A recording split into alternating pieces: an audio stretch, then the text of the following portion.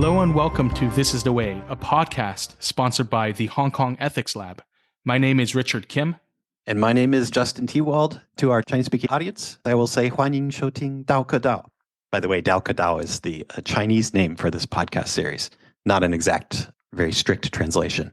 So Richard, last time we saw each other, it was in person because we had the glorious experience of meeting in person. I thought that itself was well worth it, just to have a chance to see you in person. And then the even more glorious experience to record an episode in front of an audience. I keep calling it a live studio audience. I'm not sure if live is quite the right word because we didn't broadcast it live, right? But anyway, that was all wonderful. And it was nice to see you in person and have a drink. That's right. You bought me a very expensive, old-fashioned, up on 30-something floor of the Westin Hotel with a beautiful view of the city. And that was right after we recorded in front of maybe around 30 or so scholars of Chinese philosophy, or I guess not all of them were, but basically philosophers. And this was in San Francisco. Yeah, it was an incredible experience. Kind of difficult. I mean, it was kind of hard to be surrounded by so many experts, but it was humbling and it was quite satisfying for me, at least. Oh, yeah, very satisfying. It was really great to see friends and colleagues. Yeah, so I've been kind of relishing that ever since we left. That was about a week ago, I think, that we met in person. Mm-hmm. And since then, you've gone back to work. I gave a talk in Vancouver, Canada, saw more colleagues there. Yeah, and we've been kind of navigating the rough political times that we find ourselves in. Yeah. What's been on your mind recently? Well, speaking of rough political times, I mean, one of the things that I've been thinking about, I guess for the past few years, really on and off, and I'm sure you've thought about this too, Justin, is kind of the decline, which I think is kind of an unfortunate decline for sure, objectively, of trust and in our institutions, in expertise and authority. That is kind of troubling. And I'm of the mind that even though I think expertise and authority is really important and crucial for the flourishing of a good human society, I also do try to be sympathetic and understand where people are coming from. I think it's really important to do that, not just to kind of dismiss swaths of people as just a bunch of idiots or something like that, which I understand the impulse to do that by some, but I don't think that's necessarily helpful. So I've been thinking a lot about, just the general topic of expertise and authority and, like, for example, in science, medicine, journalism, and the breakdown of trust in all those really important institutions. Oh, yeah, right. Yeah. What do you think, Justin? Have you been thinking about that? So you're thinking of, I know we don't want to get too political, but things like vaccine skepticism, skepticism about climate change and that kind of thing. Yeah, of course. I've often been very interested in this issue. Yeah, I guess just two quick thoughts about it. One is that although I understand the distrust, I wish that people would make a distinction between distrusting people who claim to be experts or epistemic authorities about particular domains of knowledge, and distrusting whole kind of institutional bodies or kind of institutional processes that are meant to result in well-verified, well-confirmed claims about a particular domain of facts. There's a book I haven't actually read it, but I've heard about it by a popular kind of journalistic author, Jonathan Rauch. I think it's called The Constitution of Knowledge. And the reason I like, frankly, because the title suggests that in a way, knowledge is arrived at by quasi-constitutional processes, that you have these sort of institutions with balances of power, to make sure that no one part of that institution has all the control, that they're checking each other, they're verifying each other, and so on. And they have these sort of structural incentives to track the truth, right? I mean, this is something I think that some people who are sort of at some distance from modern science and medical science, for example, might not fully grasp. If it were the case that COVID vaccines were in fact giving rise to birth defects and that sort of thing, and that would be the sort of thing that would be a huge sort of professional windfall for the people who discovered it and figured it out. And they would be able to reproduce their research in a way that would have a big impact on the community. Anyway, so I'm getting a little off topic, but the point is I wish people would distinguish between, say, distrusting one or two doctors that are kind of self-appointed authorities or appointed as given a title by one institution or another, and these kind of entire quasi-constitutional regimes that are really meant to triple check, quadruple check, to check 100 times the data and claims of its various parts. That's one thing to say. And then the other thing to say is I've also been frankly, a little frustrated at the way in politics people might have sometimes well-warranted skepticism about a particular source of information, whether it's CNN or Fox News or what have you.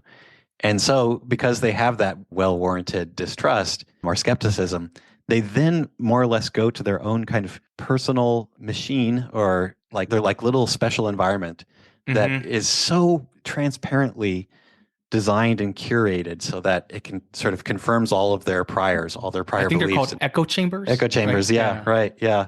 It's sort of like, it's as if everyone is like hired this like flatterer, who provides them only with the news they want. And Yeah. I have so many friends and family members who disagree with my views on, say, like climate change or what have you. So I've heard 100 times what they say, and what they say is that like they've done their own research or what have you. But Right. just imagine if you had this friend, Joe, who somehow always managed to come up with the view that confirms all of your tribal partisan biases and preferences, and somehow villainizes everyone else and so on. It's obviously a certain amount of skepticism would be warranted. So, yeah, so my second point is simply that I don't like this move from distrust and expertise and authority that then seems to warrant what is, from any reasonable external point of view, transparently self-serving cognitive biases and sources of information. I mean, there is this kind of powerful point here, which is that as human beings, we're not machines, right? We have these various psychological impulses, emotions, attachments, and we're really complicated creatures. And we, of course, will tend toward, the kinds of information that kind of verify our worldview. And it's easy to be stuck in an echo chamber, and it's a lesson for everyone. And it comes in different forms and to different degrees, and we can all be caught up, right, in some kind of bias or prejudice in different directions. And I guess the other hard thing now, though, is with social media, with different platforms, and given that, let's say just talking about America right now, we live in this incredible pluralistic society with just people with deep disagreements and different worldviews, moral, religious, whatnot, political. You can always find also your tribe, right? Especially nowadays, you just go to the internet. You want to be a flat earther? Yes, you could. There is a group, it's a society. I think there used to be about 2,000 people. I don't know if that's expanded, but yeah, there's just, always going to be a group that will kind of, confirm maybe your conspiracy theories or your own views. But at the end of the day, right, we do need trustworthy, reliable sources of knowledge and information that are careful, that triangulate across different domains. And so that's so important. One of the things, in my intro to philosophy class that I teach is this informal fallacy known as ad hominem attacks. And I'm sure you've heard of it, right? Yes. Let me spell it for our audience. AD, the first word is AD, it's a Latin term. And the second word is hominem, HOMINEM. Yeah. Right, against the person, right? Exactly. Literally. And so what goes on in those fallacies or instances of the fallacy is instead of addressing the actual arguments or reasons or justifications offered by someone, you instead raise some point about the person, often an irrelevant fact, although sometimes it gets a little tricky. So the example that I often bring up to make the issue a little bit more complicated is, so suppose someone's giving this argument for why dark chocolate's really good for your heart. And so he gives this kind of scientific, database argument. But then someone mentions in the crowd, but wait, he's the CEO of the biggest dark chocolate company. So of course he wants to convince people that dark chocolate's good for you. And so he has obviously an incentive, desire for money and power, to make this argument. So I ask my students, so what do you think about that? Should you be suspicious of him or the argument, or, right? Shouldn't we still address the argument? Yes, right. It's funny that you make an example of your own teaching. So imagine, if you will, listeners, that you're a philosophy teacher and you've just spent, a week or something preparing to present to them a really interesting, provocative argument that comes out of Buddhism, this sometimes called no self, or sometimes translated as not self argument, the argument that there is no permanent, continuing self, individuated self that stays the same over time. And so you've come up with these clever analogies and examples, and the arguments are actually pretty powerful. It's a difficult argument to refute. I think there are reasonable refutations. And so imagine you've done all that and you've presented to your students, and your students say, Yeah, but the Buddha is just motivated to say that because, fill in the blank. Like, he's a part of the underclass of his time that didn't trust the Brahmin class or what have you, the kind of priestly class. And so you just sort of break it down all into motivated reasoning or incentives. Now imagine that you're trying to teach a philosophy class and every argument you bring up is rebutted in that way. Right. It's really frustrating, right? It's like, well, Yeah. surely there has to be some space in our lives for actual consideration of the justifications.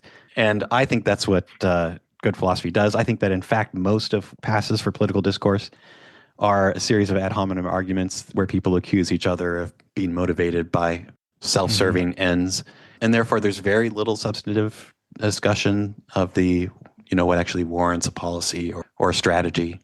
And for me, as a philosopher, it gets really tiresome. And every once in a while, you want to step out and ask, well, is this view motivated or not? And I almost think there's a sense in which it doesn't matter if you can show successfully that someone is motivated by self-interest or some other sort of interest to advocate for a position. You still have to give it some airtime. You still have to give the arguments airtime, even when they are motivated that way.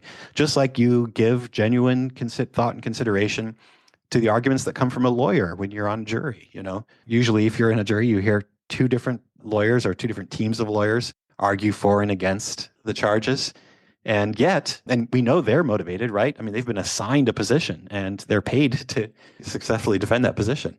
And yet it's still worth giving them some consideration. And so now I feel like I'm ranting, but so my view as someone who weighs and assesses arguments for a living is that it sure would be nice to set aside those moves now and then, those moves where you say, oh, okay, I don't have to worry about whether their arguments are good or not. All I have to do is show that they have an interest in defending their view.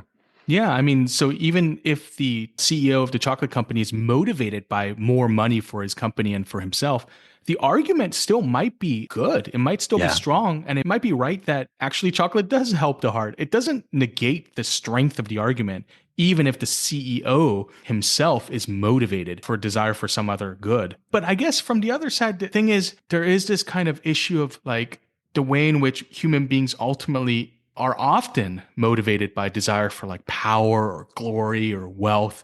And this goes all the way back to at least Plato, right, in the Republic, where the character of Thrasymachus thinks that justice is really just the advantage of the stronger. So there's really no deep truth about justice or morality. It's just power struggle all the way down. But I do think that Plato, and I think you and I, Justin, I suppose other people might call it a naive hope. We have this thought that, there is the realm of truth and good argumentation out there. And maybe it's difficult given our psychological propensities and our self-centeredness that often tends to creep in. But still, I think the beauty, the hope of a philosopher is that we can orient ourselves toward truth. And even when it's painful, we can still come to appreciate it. And so, I hope that is still part of our discourse as well. And maybe that is why philosophy is important. Yeah, the more I talk about this, but of course, maybe someone might say, oh, that's just because you're a philosophy professor. Right. You're almost reinforcing, right? Yes. Yeah. But once again, that just illustrates that you basically can always play that card in any move, just in any case, any argument, you can always say, you're motivated by some sort of interest. Some sort of interest that will in some way make you less likely to track the truth. Yeah, you call it a naive hope that philosophy or other forums, other sort of venues that are meant to allow us to kind of weigh the arguments and assess them in a kind of cool and collected way is naive. You said it's a naive hope. I don't think it's too naive. Let me respond to that very quickly in a couple of ways. First of all, if it is a naive hope, it's nevertheless a rational naive hope because it is rational, I think, to have some hope in the possibility of actually persuading people. And it's a counsel of despair, truly existential despair, if in fact people can never be persuaded by the power of an argument. And the other thing I want to say is it's not that naive, right? I mean, in my experience, whenever you lower the temperature, whenever you take the stakes out of a debate, like whenever you have people who don't actually have a deep personal investment in one conclusion or another, you actually have people who are pretty persuadable. And that's one of the reasons why in philosophy we sometimes take really sensitive political hot button issues and just use different examples that don't necessarily tap into people's immediate concerns in their kind of present day economic situation or their partisan politics or present day morality. Oh, yeah. But it's a good topic, deference to expertise and authority, distrust of expertise and authority, because the philosopher that we're going to discuss today, Xunzi, that's spelled Xunzi, and he is often seen as a kind of strong defender of deference to a tradition, a Confucian tradition, whose collected knowledge and wisdom in some sense outstrips almost any one individual's ability to grasp it all, except for the sage, essentially. Mm-hmm. So he thinks that there are really good reasons to have a great deal of trust in the Confucian tradition, understood as a series of texts and sort of interpretations of history, some poems that are considered to be really great and influential, music, and rituals. And also trust certain expert interpreters of the tradition. Those are the kind of two institutional sources of trust that I think people nowadays might be skeptical about. But he just doesn't see any other way to establish a really healthy, well-calibrated kind of moral, social, political system unless you have a certain amount of trust in these collective wisdom of a sort that comes down to us from the past. And so he'll be our featured philosopher. Yeah, maybe we should talk about him a little bit more generally instead of just in connection with this one issue. Yeah, so Xunzi, the name is a little bit more difficult to pronounce than the names of Confucius or Mencius, two thinkers that we've already discussed many times, partly because Xunzi doesn't have a Latinized equivalent. So when it comes to Confucius or Mencius, these were Latinized names given by the Jesuit missionaries many hundreds of years ago. Xunzi, Xunzi, or Master Xun, he didn't enjoy the sort of prestige of Mencius or Confucius. Now, people have wondered why, because his writings, as I think the listeners will be able to suss out, is actually quite rich, and the philosophy is really impressive. But why exactly did he not enjoy the same kind of prestige? So he lived, first of all, right after Mencius's time, around the 3rd century BCE. But one of the doctrines that he's most well known for is that human nature is bad, or xing. So since Mencius became this kind of pivotal figure, especially in the Song dynasty within Confucianism, and Mencius had the famous view that human nature is good, a lot of people thought of Xunzi as kind of the villain or someone who really got something really fundamental, deeply wrong, because Mencius is obviously right about, human nature and the moral sprouts. And so a lot of people, I think, dismiss Xunzi, especially because Mencius took such a pride of place within the Confucian tradition. Another explanation I've seen is that Xunzi's two most famous students were Lisa and Han Feizi. So now these two figures, I bet we'll have to devote episodes to both of them, and I think we will, but they are responsible for what's sometimes called the legalist view, which was kind of foundational for the Qin dynasty, which was historically a very harsh dynasty with brutal punishments and systems that I think a lot of people came to see as maybe unjust. And so a lot of people thought of legalism as a really terrible kind of system. And I think they thought, oh, well, Xunzi is the teacher of these two figures, Lisa and Han Feizi. And so Xunzi's own views must be also horrible and anti-moral and anti-virtue, anti-tradition, and so on, which isn't actually true. But anyways, maybe unfairly they attributed to Xunzi all the bad things that they've attributed to Lisa and Han Feizi. So that's at least another kind of explanation I have seen. Yeah, that's right. So you basically summed up the two biggest hypotheses, the two most influential hypotheses about why it is that Mencius or Mengzi and not Xunzi was passed down as a kind of authoritative, sagely figure in the Confucian tradition. So yeah, to kind of recapitulate really quickly, there was Confucius, and then there was Mencius, and then there was Xunzi. And those are the three Confucian philosophers who have sort of big texts that still survive to this day attributed to them. And they're kind of in some ways the stars of what was no doubt a very complex, multifaceted Confucian tradition in the earliest classical period, the pre-Qing period before the Qing dynasty came along. So you would think all three, maybe given that Mencius and Xunzi, at least at one point, Xunzi arguably outshined Mencius in influence, at least in the Han dynasty.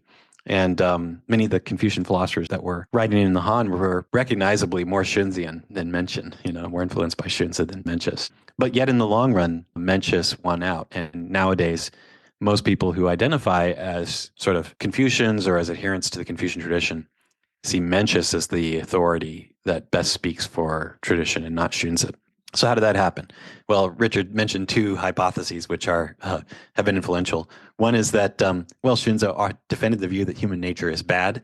He defended that over and against Mencius. Is that particular chapter, that essay, is a polemic, a kind of harsh criticism of Mencius. Point by point, he responds to Mencius's view. And the view that human nature is good ended up being the kind of orthodox one in Confucian philosophy for most of, at least the so-called imperial period of Chinese history.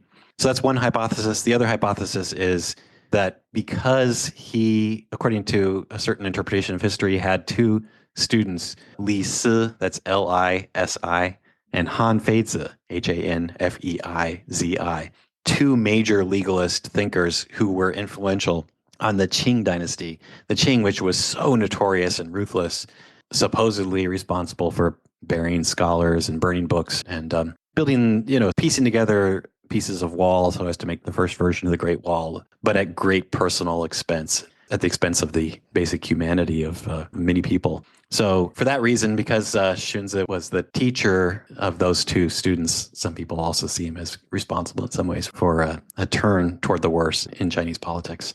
I would say that there are a couple of things to add about Xunzi. Just since this is our first episode on Xunzi, maybe it would help to give our listeners a big picture sense of him. Here are a couple things we can say. First of all, he is associated with this view that human nature is bad. And that means that, there's some debate about whether he really understands his rival's view, Mencius's view, correctly. And in fact, there's a great deal of ink spilled. That is to say, tremendous amounts of writing on the Mencius and Xunzi debate about human nature. And it usually begins with this observation that they seem not to have the same notion or concept of nature. So there's this worry that they're not actually arguing with each other. I think at the end they are arguing with each other. And one way of explaining how they're arguing is actually there are many ways of many points of contention that appear when you look at the debate between the two. But one point of contention that's really important for our purposes today is that basically Mencius thinks we have these sprouts of virtue, and we have 4 of them, right? And what that means is that in certain paradigm cases, you are naturally equipped with the ability to determine which course of action is virtuous, which course of action is vicious, and so on. Not in every case, of course, but certain paradigm cases, like a child who's about to fall into a well, or if someone treats you kind of really rudely, offers you food with contempt and spits in it and what have you, expects you to debase yourself in various ways. Those sorts of cases, it's going to be intuitive to you what you should do, what you shouldn't do. It won't be a perfectly reliable moral sense that you have, but it'll be nevertheless a relatively good one. And that means that you have a kind of foundation of ethical understanding on which you can build, right? That means you can kind of, for Mencius, there's a way of developing your moral understanding, your moral sense, your moral aptitude, moral judgment, which is to build on these intuitive cases, which you already understand quite well just by nature. And on most readings of Xunzi, it's just simply not true of us. Xunzi thinks that we begin without that moral aptitude. There are no paradigm cases. There are no special cases where we can trust our intuitions. And so we really have no choice but to put our faith or confidence in a kind of ethical tradition and get trained up in it. Then over time, we come to see the basis or foundation for that ethical tradition. So an analogy I've used a couple times, I think, on this show is it's a bit more like learning to appreciate a new genre of music. You just have to listen to it for a while. Then you become to appreciate its musicality and its why it's enjoyable and so on. For Xunzi, that's the model. And it seems to follow from the presuppositions that either are part of this claim that human nature is bad or a consequence of this claim that human nature is bad. So in our hardware, there's no moral structure for Xunzi, whereas there is a kind of moral structure for Mencius, which is, I think, it's just an incredibly important, fascinating debate. I don't know if you've heard this, but, the new development in AI has to do with large language models, and it has to do with feeding just this incredible amount of data into these AI models. And that, it turns out, is what allows it to gain much greater intelligence than what people had thought. For a long time, they thought that you have to change more deeply the structures of the hardware. But according to the large language model hypothesis, or which I guess has been verified now, if you just keep feeding more and more data, that's the way to train the model properly. Mm, So I actually was thinking that maybe Xunzi, to have more of a mentioned view, that you kind of need something hmm like Sprouts. But I was thinking Xunzi might be kind of, to some extent, vindicated by this kind of LLM, large language model training view. I'm Yeah. sorry, that sounds a little bit off, but I just had this thought like a couple days ago that, wow, that's maybe Xunzi is more onto something here. That is more about the kind of the repetition and the cultural just exposure and repeated influence rather than the hardware, which Mencius seems to focus more on. Yeah. Wow. I never thought of that. So at least for artificial intelligences, I mean, Xunzi may be the philosopher who describes how AIs can acquire good ethical judgment, if we want to call it that, right? It may still be true that we human beings are better off relying on intuitions and then kind of extending and fine tuning them than we are just kind of learning massive amounts of data. Also, But we need the right sorts of motivations and the right kinds of feelings and yes, of course, right. thoughts. Yeah, Yeah. that's right. One thing that's clear for these Confucian philosophers is that being a good person is so much more than a matter of just knowing what to do in a particular situation. It's having the right thoughts, feelings, motivations, and so on. Hmm. Yeah. And the other thing I wanted to mention about Xunzi is that he's known for this kind of skepticism about supernatural explanations of some religious phenomena. Like he's skeptical of these really agential pictures of heaven. Heaven is a kind of entity that has will and preferences and so on. He's skeptical about that.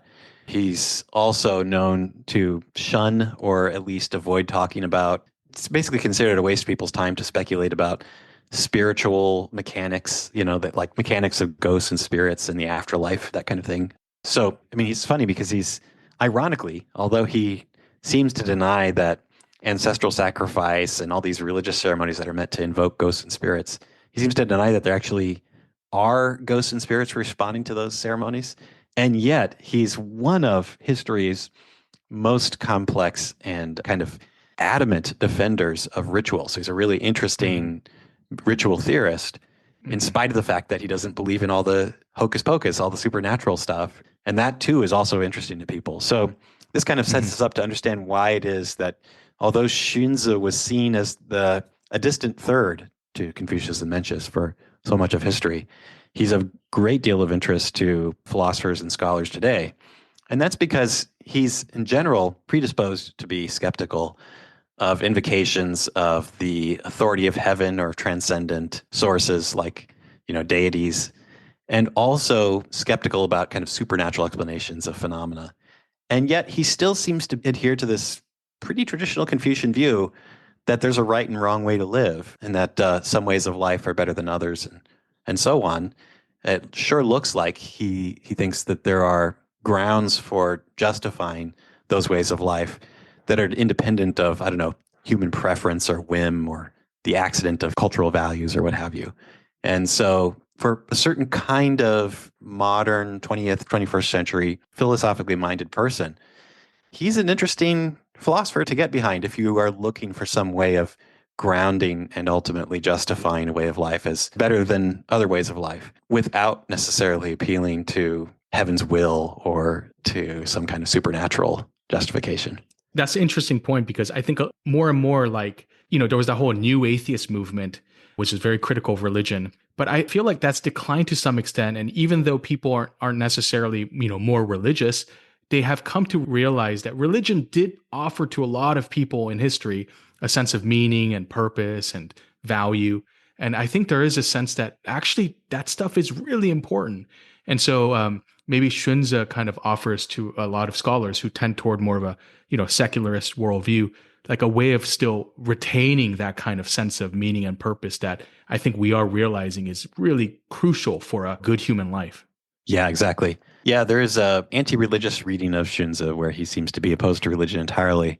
And for what it's worth, I have a book co-edited with Jack Klein. His pen name is T.C. Klein III, and on ritual and religion in the Xunzi, where we argue that in spite of his kind of secularism, his inclination to distrust supernatural explanations for phenomena, he's still a religious thinker. He still has a religion. He still has a kind of spirituality and religious reverence. So I agree that actually maybe another way of presenting Xunzi is not just as someone who can explain how certain ways of life could be right or wrong without appealing to supernatural authorities, but also as someone who could explain what it means to be religious without Hmm. believing in supernatural entities. We might call it a kind of attempt to re-enchant the world. I think that's a kind of Yeah. term. I don't know who came up with that. Maybe Charles Taylor. Yeah, maybe. Yeah. Yeah. But right, to kind of infuse the world with a kind of deeper meaning and purpose that we do really need to kind of move on as human beings with and as human agents.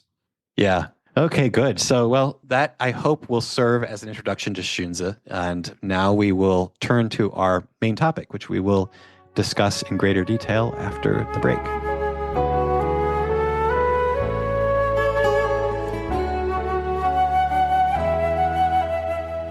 Welcome back. Okay, so we are finally going to discuss Xunzi, and that's, again, the Confucian philosopher, the third of the great triumvirate of the classical Confucian philosophers. His name is spelled Xunzi, a 3rd century BCE thinker. And we're going to discuss his account of the way. So the way understood something very, very roughly as something like the way of life and perhaps a system of social organization and educational practices that are meant to help bring about that way of life is a very important notion in Chinese philosophy generally, certainly in classical Chinese philosophy, the period in which Xunzi is engaging in so much debate and argument with other philosophers. So what does he mean by the Confucian way? Well, let's give it a little bit more flesh. Let's give it a little bit more richness of detail. And not much, but enough for you to get a sense of what he has in mind. So he doesn't have in mind, I think, he does not have in mind something like a system of exceptionless rules, moral rules, like always keep your promises, always tell the truth, stuff like that. He doesn't just have things like that in mind. What he has in mind instead are models of behavior. And you can understand models as something like rough descriptions of behavior or demonstrations of behavior. And mostly he understands these as rules of right and wrong, which he characterizes sometimes as yi. This is the Chinese term that's sometimes translated as rightness or right action, sometimes translated as righteousness when it refers to a virtue. But he also has in mind, in some sense, his primary, sort of his paradigm case of a good model that's a part of the Confucian way is a ritual. So a ritual is the sort of thing that, in the classical Chinese sense, basically refers to all social protocols where some sort of appropriate attitude is supposed to be expressed, oftentimes described as respect or reverence, respect to other people, respect to the ancestors, respect to forces of nature, heaven. So that means that ritual, in what we're going to refer to as ritual or rites, RITEES, those two English terms are actually translating this Chinese term li, which refers not just to ceremonies, not just the kind of rituals you perform at a funeral or a wedding, or an ancestral sacrifice, but to everything, every sort of social protocol where you are trying to, show respect or kind of have a sort of grave and serious attitude. So toasting guests, holding the door for someone, being nice to the elderly when they need help and sort of engaging with them in certain ways that are prescribed that show respect. All those things are part of ritual and rites. And so when Xunzi talks about the way, he means essentially that there are a series of models captured in the form of rough descriptions of right behavior and demonstrations or descriptions of ritually proper behavior, and that's yi and li, rightness and propriety. And he also has in mind a way of educating and cultivating people so that they can implement and instantiate these right and ritually proper behaviors. And he understands that particular system of education and cultivation as consisting of learning essentially from a teacher who's a kind of authority on the Confucian tradition, someone who can teach you how to practice the rituals and can give you a kind of account of them, a justification of them. Reading certain Confucian texts like the Odes, which is a kind of classic of poetry, historical texts, maybe some philosophical texts. And he also understands it as actually going out and practicing the rituals and living in families and learning to care for others and so on. So he also thinks, by the way, very famously, that music, listening to music and participating in musical ceremonies is an important part of cultivation. So that's all just by way of attempt to sort of introduce what Xunzi means by the way. Now we're going to turn to what is really our main issue for the day, which is how does Xunzi understand the status of the way as a human artifact, as a human creation? Is that a good description of it, Richard? It's something like, if you read Xunzi carefully, he'll say again and again that the Confucian way really is the work of sages, especially sage kings, sage rulers, sage monarchs, who had the sort of wisdom and foresight to see that these standards, these practices, these kind of ethical norms were necessary in order to bring about a certain amount of social harmony and prosperity and so on, and virtue. But they had to be, in some sense, invented by the sages. Or is that the wrong word? The other possible word, the word that sort of suggests itself when you read Xunzi, is discovered. It might be that the way had to be discovered by the sages. And the fact that we're sort of tempted to use both of these verbs, understanding the way of something invented or created on the one hand, and on the other hand, understanding is something discovered, that points to a kind of tension that you see to this day in scholarship. I think especially in this day, in the late 20th century and early 21st century, in Xunzi scholarship, which is there's a temptation on the one hand to understand the human way as something that people invent or create, and on the other hand to understand it as something that they discover, where discovery is understood as sort of implying that, like, you've learned that there are good objective grounds for the way and implement it accordingly. It's not just a matter of like human choice or human artifice or human convention that is the way it is, that we have these particular rituals and not others. Mm-hmm. Yeah, gets all very complicated because this is a topic having to do with meta ethics, and it's can get very technical and nuanced. And we're hoping that we wouldn't get so bogged down. But on the other hand, I think the conceptual issue here is quite important, and scholars debate about it. And also, it is important to talk about to get a better handle on, I think, what Xunzi is talking about here and his general kind of ethical worldview. Yeah, so what Richard calls meta-ethics, there's another way of saying the foundations of ethics. So if you're having an argument about whether the will of God or Plato's forms or something like contingent natural human psychology are the foundations or grounds of ethics, then you're having an argument about meta-ethics. Mm-hmm. Yeah, so Xunzi's way of understanding the way does invite a kind of uncertainty or ambiguity in understanding his views about the foundations of ethics. And I agree with Richard, it's easy to get bogged down in what becomes very rapidly a technical issue. But as usual, we'll try to give examples and use metaphors. I find metaphors are a good way to cut through some of the technical apparatus now and then. And it will be helped by Xunzi himself, because he certainly likes to use metaphors to illustrate his view. And the passage, our featured passage for the day, is in fact an elaborate metaphor on how the way first gets established by the early sages or sage kings, and also why it is that we should then follow the lead of these early sage kings. And that's a passage that analogizes, we might say, the challenges of making it through life in one piece as a relatively good person with a relatively healthy, disposition and attitude towards others and so on. It draws an analogy between that and someone trying to cross a body of water, probably a river, with fierce waters and some deep ravines and so on, some deep holes that could easily sweep them away. And so we're giving a kind of nickname to this passage. We're calling it the fording a river passage. Yes, so this comes from chapter 17 of the Xunzi.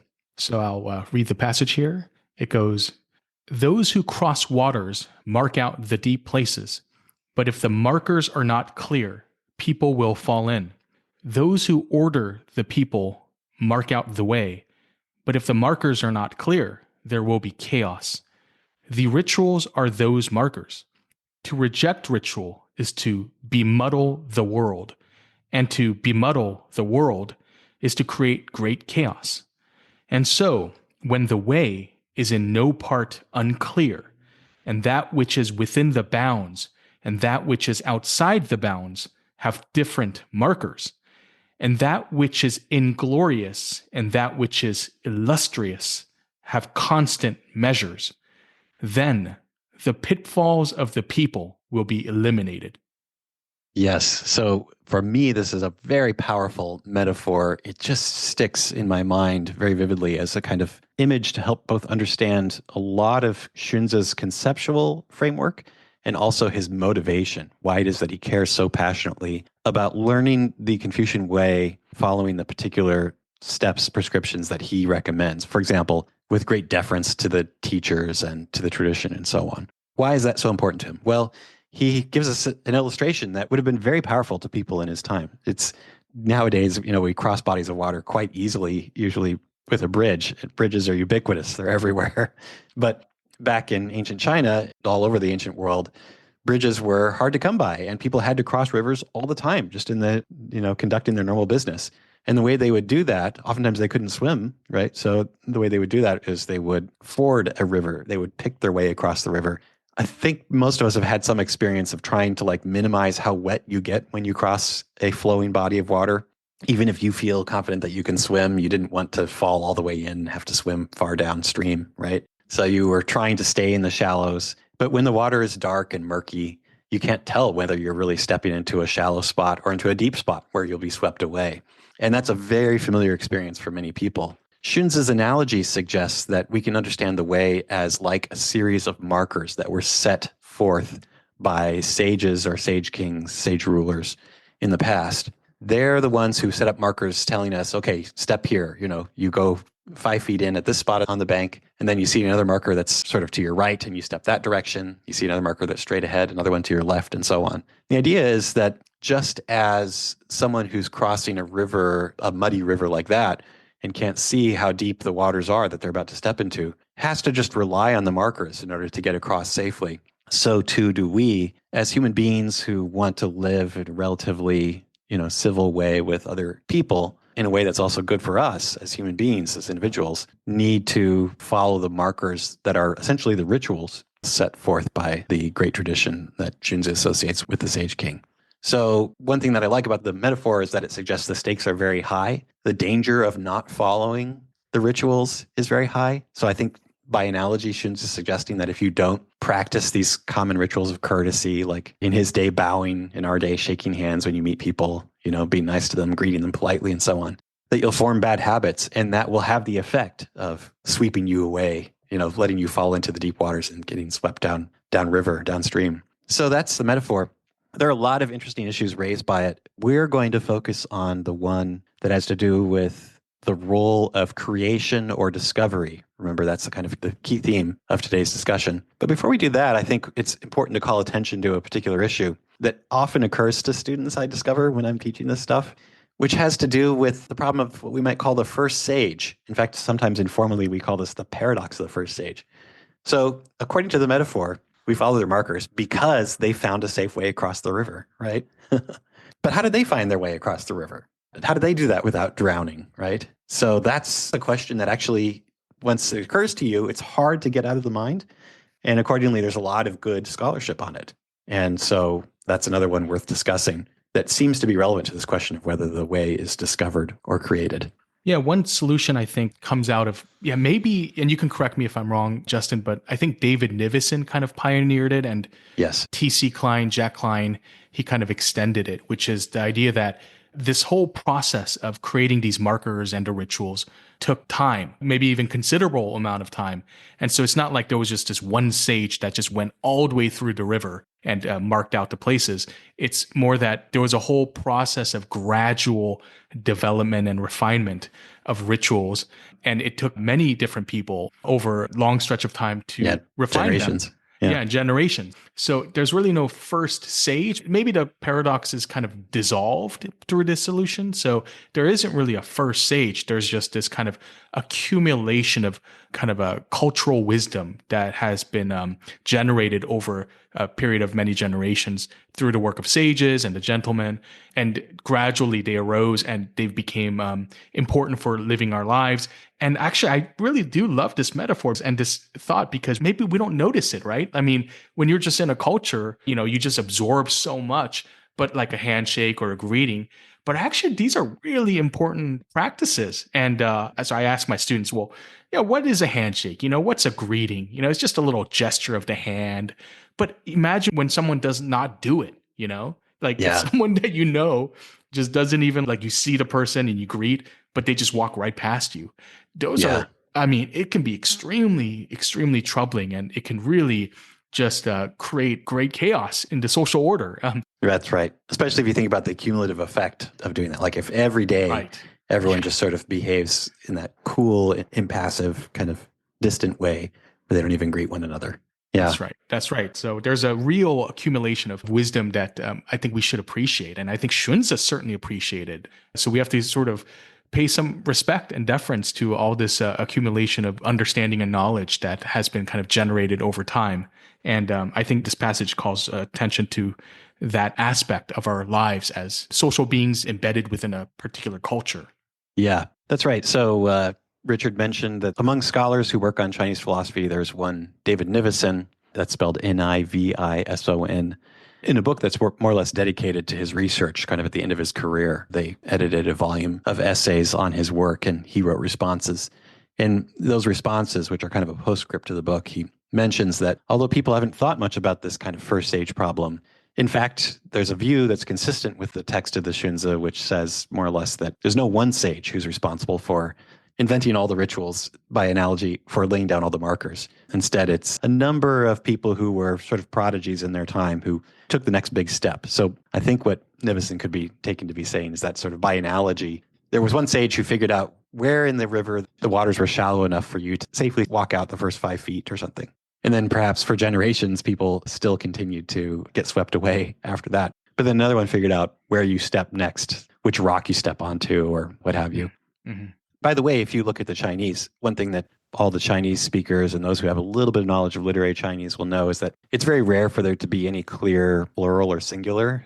So when the text refers to sages, or in the case of this passage, and a kind of mirror passage in chapter 27, which is very similar, it just refers to the former kings, Xianwang, it says. And so chapter 27 has a similar passage, and there it refers to the Xianwang, which could be read as former king, singular, or former kings. But given that no one is named, it seems very likely to be referring to multiple former kings. And that's another good reason to think of the way as something that's invented over time or discovered over time. Now, speaking of that question, invented or discovered, let me just mention a few more textual issues that come up.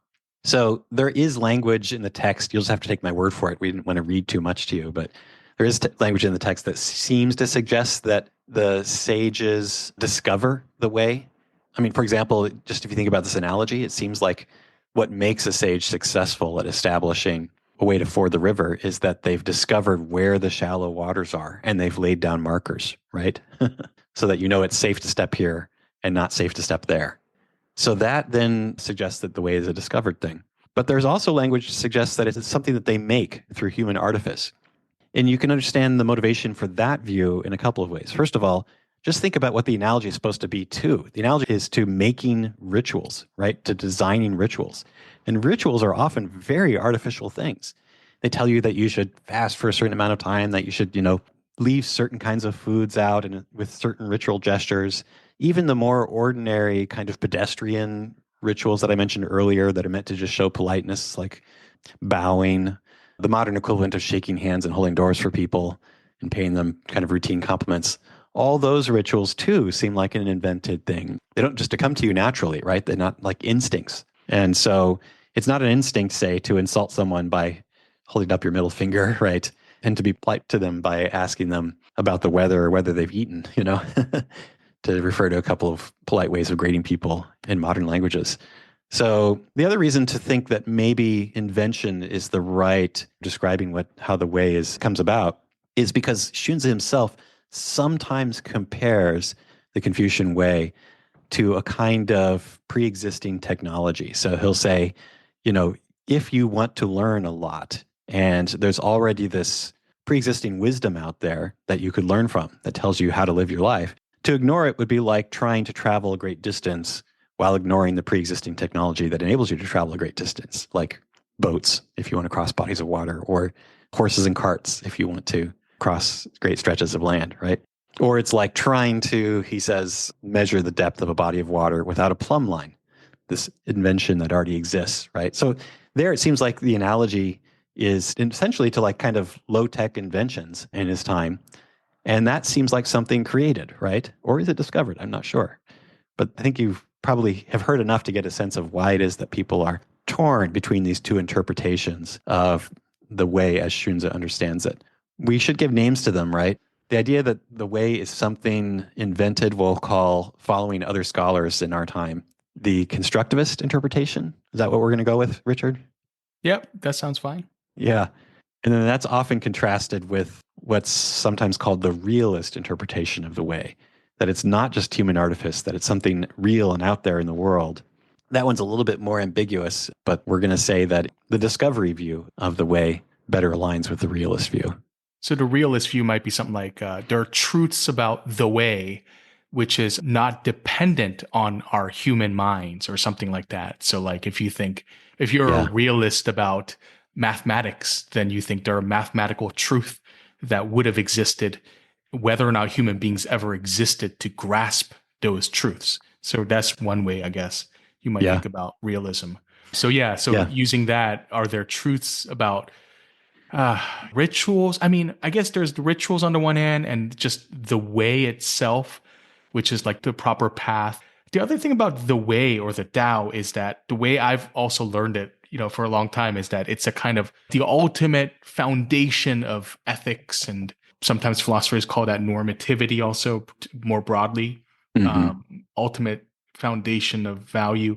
So if you put it broadly like that, it seems like, yeah, I mean, I guess there's one other thought that I had, sorry, to be a little No bit problem. confusing here, but Xunzi does seem like he thinks the way, even if we say discovered by the sages, it is really the exact way that we should all live. Like we should Yeah. not like, veer away from it. He puts quite a bit of, I mean, almost a kind of sacred value on this proper Confucian way. If it was like a pure construction like baseball, right? I mean, you can make different kinds of games and enjoy different sports and be perfectly fine. But Xunzi does seem to think like, no, do not for a second move away from these rituals that have been fully established by the sages, or don't like violate any of these norms. That's a weird thing to say or think if you really think, oh, it's just, you might as well have done this other thing, or there's a wide variety of different ways of living that's equally good. That's more of a monist view, seems to be what Xunzi advocates, at least within the text itself. Does that sound right, Justin? Or you can Yeah. always push back against that reading. Yeah, that's right. So I think the way to put it is it gets complicated very quickly, but let me just try this out. It seems like that Xunzi is tempted by and sometimes outright endorses a kind of monism about the way. That is to say, there's just one correct way for the world. And we might actually say one optimal way, right? So Mhm. there's like, if you want to have the best way possible for human beings, given their nature, their psychology, and given scarcity of resources, what have you, then there's just one of those. And there is a pretty famous, much discussed passage in chapter 21 of the Xunzi where he says, there are not two ways for the world, and the sage is not of two minds. The constructivists have pushed back a little bit on that particular interpretation of it, but it seems like he's suggesting, yeah, there's just one well warranted, one optimal way for us to live. And if that's your view, then it seems like what counts as the way wouldn't depend so much on what I want to call contingent features of human society and human psychology. So maybe that's not quite the right way to put it. But anyway, if you're tempted by this view that like the Confucian way is in part constituted of arbitrary features of cultures, like in this society, we decide that holding up your middle finger is an insult. In some other society, you can imagine that holding up your middle finger is a compliment. That sounds like a contingent feature of the world, and that's not what sort of thing that Xunzi seems to take under his umbrella as part of the way. It seems like the way is somehow certain ways, maybe certain gestures even, certain ways of showing respect, certain, like say, deference to elders and that kind of thing. Those practices are part of this one optimal way. And if that's his view, then it seems more conducive, at least, to realism. Strictly speaking, you don't have to be a monist about value, right, to be a Mhm. realist. These days, many people are pluralists. They say there are Mhm. many good lives. You can be a professor and have a good life. You can be a craftsperson and have a good life. You can be a coffee barista or what have you. There are all these different ways of living really well in the circumstances that you have. So maybe similarly, there are lots of different ways that are optimal. But if you happen to be a monist, as Xunzi sometimes seems to be, then that's good evidence for a kind of realism. Yeah. Hmm. Yeah, I mean, so if we think of like we want to build a bridge, right? Like the best bridge possible for us to be able to cross. I guess the design of the bridge depends on all kinds of facts, right? The kinds of material we have, Yes. the length, what are we trying to get across, right? There's these human desires and human Yeah. aims and goals. And so, yeah, of course, we construct a bridge, that's for sure, right? And yeah, I mean, it does seem weird to say, well, there is one perfect ideal bridge that exists Yes. in some like Plato's heaven that Yeah. Yeah. that we just have to realize. That does seem like a weird thing to think. So if that's right, then I guess you could see why someone could say, well, yeah, there's definitely better or worse bridges, that's for sure. Yeah, Yeah, you're it's right. I mean, so if I could just chime in here, I think you're pointing to a kind of feature of the way the problem is phrased that might lead us astray. So even when someone is a sort of hard-nosed realist about value and norms, like the Platonic realist about justice, the just life or the good life, right?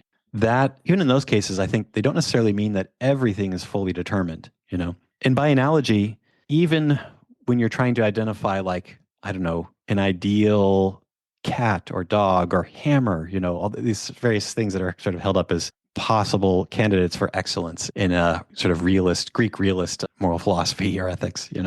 Even in those cases, you're not imagining that everything is fully determined. So if you want to identify the ideal hammer, you're probably going to say something about like how successful it is at pushing nails into various sorts of substances like wood, right? Or soil. But like as to whether you have one little decorative flare on the handle or another decorative flare, that's not important, right? Similarly, if you want to describe the ideal ways of expressing respect to someone. Say you're showing up for an important ceremonial occasion, like a funeral, and you want to ask someone, how do I show my respect at this funeral? Like, can I just wear these cut off jean shorts and this like tank top that's stained with coffee or what have you? And your teacher says, no, you can't do that. Instead, wear these sorts of pants and so on, right? One thing your teacher may do is, or this kind of skirt or dress, like they might instruct you as to what sorts of clothing are show respect or respectful. But they're not going to tell you like exactly what color the shoelaces should be. Maybe, I mean, I imagine there's some more offensive colors, or like what the little nodule at the end of your shoelaces, whether it should be plastic or metal, or like whether the sole should be rubber or something else, right? Those sorts of details are just considered irrelevant for purposes of expressing your respect. And so similarly, when it comes to the way, there are going to be some things that are considered to be kind of fixed by objective criteria, maybe. But of course, there are going to be a large range of other things that aren't necessarily themselves immediately determined or directly determined by those objective criteria. So to go back to your analogy, Richard, which I really like, building a bridge. Yeah, they're objective features of the world in virtue of which some bridges are better than others, right? So like whether it gets human beings and maybe their horses and carts across will depend upon laws of gravity, on the strength of the material that you build on, right? The height of the bridge, like whether it's going to be high enough that it won't get washed out every time there's a flood. There are things that are independent of arbitrary human convention, right? Or arbitrary human will that will make that bridge a good one or a bad one. But that doesn't necessarily mean that those objective criteria will determine whether the bridge should be painted purple or green. And so to get back to our analogy of fording the river, the sage kings, the former kings, have laid down these markers in the form of rituals that they've given us. It seems that these markers are successful in virtue of certain objective features of the world that are really important. Namely, whether when you take the next step to make it across the river, you are going to stay in shallow waters, thus stay on your feet, or whether you're going to fall into the deep and get swept away, right? That's something that's not up to you, right? But there are features that are up to you and up to your society. Like the kings presumably established that, like, I don't know, a pile of rocks means step here. And then like maybe some sticks that are arranged in a certain way and protrude from the mud indicate, oh no, don't go past this spot, because it gets deep there. How exactly you distribute the symbols, like how exactly you align the kind of objects of reference or the meaning of the symbols is a bit more arbitrary, admittedly. But I don't think that any realist reading of Xunzi ever denied that much, It accepts that there's going to be a certain amount of arbitrariness in how the meanings of words are assigned. Actually, there's the meanings of the kind of the markers or the rituals are assigned.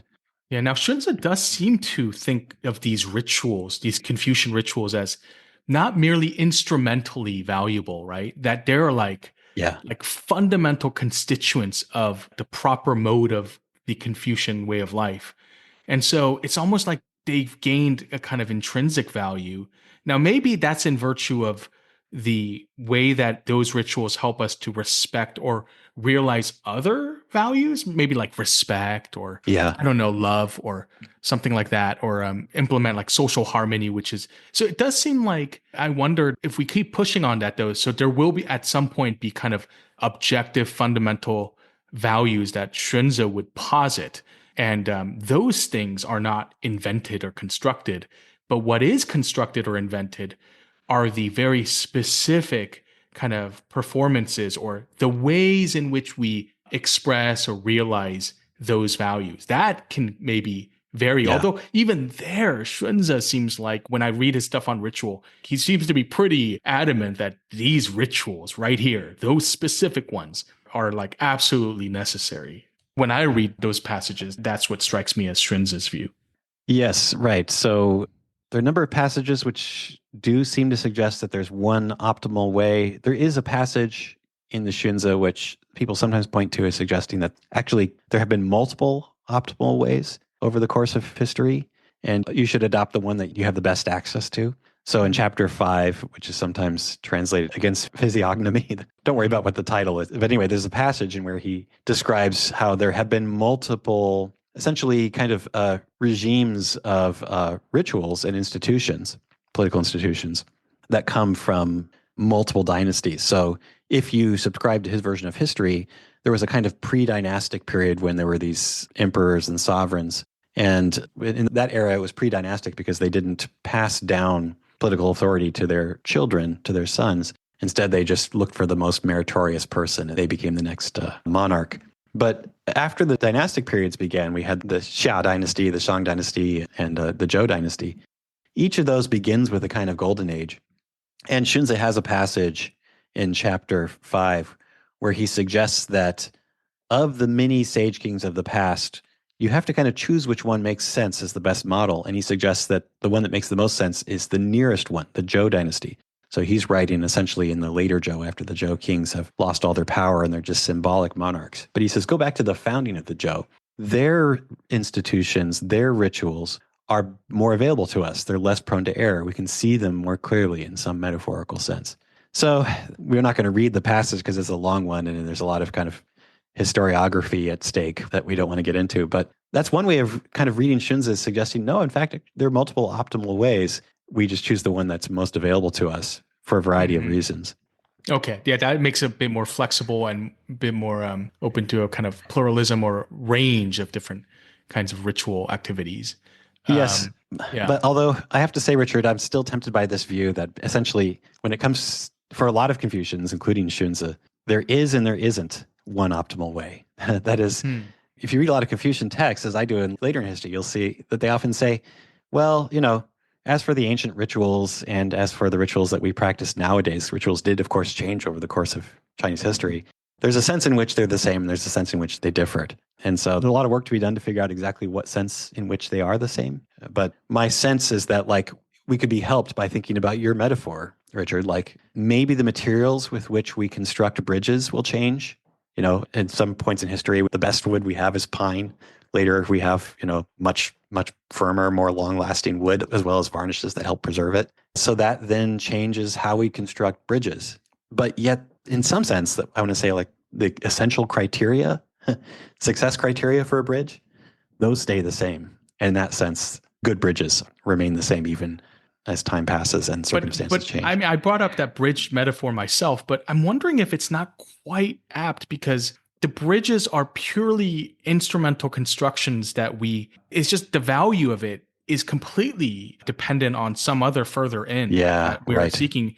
Whereas the way, which is what we were kind of initially talking about, the Tao or the way, whether that's constructed or discovered, that seems much more of something that is meant to be a kind of like ultimate value. And so, bridges seem too much of a kind of a tool to be compared in some ways. Yeah, sure. To the way. Does that make sense? Yeah, I understand. That's right. That's a good worry. So we think of a bridge, the ways of evaluating whether a bridge is good or not, we tend to think of them purely in instrumental terms, right? Does it succeed at getting things of the right size across the water safely, Yeah.